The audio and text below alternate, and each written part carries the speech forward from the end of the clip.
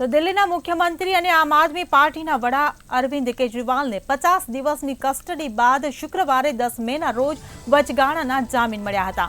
Supreme કોર્ટે કેજરીવાલને 1 જૂન સુધી વચગાળાના જામીન આપ્યા છે। ત્યારબાદ કેજરીવાલને 2 જૂને આત્મસમર્પણ કરવું પડશે। ત્યારે આજે અરવિંદ કેજરીવાલે પત્રકાર પરિષદ યોજી હતી। તેમણે કહ્યું, ભાજપ પર પ્રહાર કરતા કે આ લોકો ઇન્ડિયા ગઠબંધનને પૂછે છે કે તેમના વડાપ્રધાન કોણ હશે। હું ભાજપને પૂછું છું કે તમારા વડાપ્રધાન કોણ હશે। આવતા વર્ષે મોદીજી 75 વર્ષના થઈ રહ્યા છે। તેમણે પોતે ભાજપમાં નિયમ બનાવ્યો હતો કે ભાજપમાં જે 75 વર્ષનો હશે તેને નિવૃત્ત કરવામાં આવશે।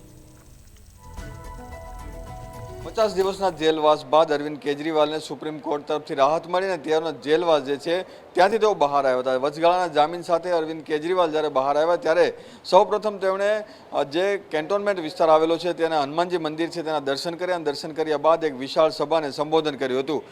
જે પ્રમાણે અરવિંદ કેજરીવાલે તમામ જે મુદ્દાઓને આવરી લેતા આજે આખી 21 મિનિટ જે સુધી ભાષણ આપ્યું છે। આ ભાષણની અંદર મુખ્ય જે વાત છે તેની અંદર જે કહેવામાં આવ્યું છે કે જે ભાજપ જે છે અત્યારે ક્યાંક તાનાશાહી ચલાવતું હોય તેવું લાગી રહ્યું છે અને ભાજપ જે પ્રમાણે મોટી મોટી વાતો કરે છે તે મુજબ તેની 200 જેટલી સીટો આવશે, 400 સીટો તેમને દૂર દૂર સુધી પણ નથી આવવાની। આ સાથે અરવિંદ કેજરીવાલે જે પ્રમાણે આક્ષેપ કરતા કહ્યું છે કે આગામી દિવસોમાં જે પ્રમાણે વડાપ્રધાન નરેન્દ્ર મોદીએ એક બાદ એક જે મોટા નેતાઓ છે તેનું કારકિર્દી પૂર્ણ કરી દીધું તેવી રીતે હવે ઉત્તર પ્રદેશનો વારો છે। તમામ જે મોટા મોટા નેતાઓ છે તેઓના નામ લેતાની સાથે જ કહેવામાં આવ્યું છે કે ઉત્તર પ્રદેશની અંદર હવે 2 મહિના બાદ જ્યારે લોકસભાનું ઇલેક્શન જીતી જશે ભાજપ, ત્યારબાદ જે યુપીના મુખ્યમંત્રી છે યોગી આદિત્યનાથ તેને 2 મહિનાની અંદર બદલી દેવામાં આવશે। અને આ વાત જે છે તેણે ડંકાની ચોટ ઉપર કહી છે અને સાથે કહ્યું છે કે 2 મહિના તમે જો ત્યારબાદ અચાનક જ તેની બદલી કરી દેવામાં આવશે અને તેનું પણ કારકિર્દી છે પૂર્ણ કરવામાં આવશે। આ સાથે તેણે અરવિંદ કેજરીવાલે જે અમિત શાહને પણ આડે હાથ લેતા કહ્યું છે કે અમિત શાહ જે છે તે આગામી પ્રધાનમંત્રીના દાવેદાર છે।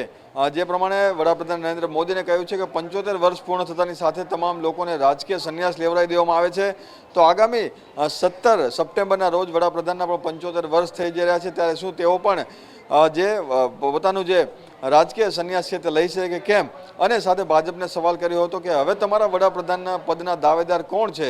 અત્યારે જે તમામ જે મતદારોને કહ્યું છે કે 3 ફેઝ ભલે પૂર્ણ થઈ ચૂક્યા, હજુ 4 ફેઝ બાકી છે, તો આ 4 ફેઝ દરમિયાન પણ તમે જે આપો છો તે આગામી દિવસોમાં વડાપ્રધાન નરેન્દ્ર મોદી છે તે અમિત શાહને પ્રધાનમંત્રી બનાવવાના છે। એટલે તમે જે મત આપવા જશો ત્યારે યાદ રાખજો કે તમે નરેન્દ્ર મોદીને નહીં પરંતુ અમિત શાહને મત આપવાના છો। આ પ્રમાણે જે વાત છે તેમણે કહી છે।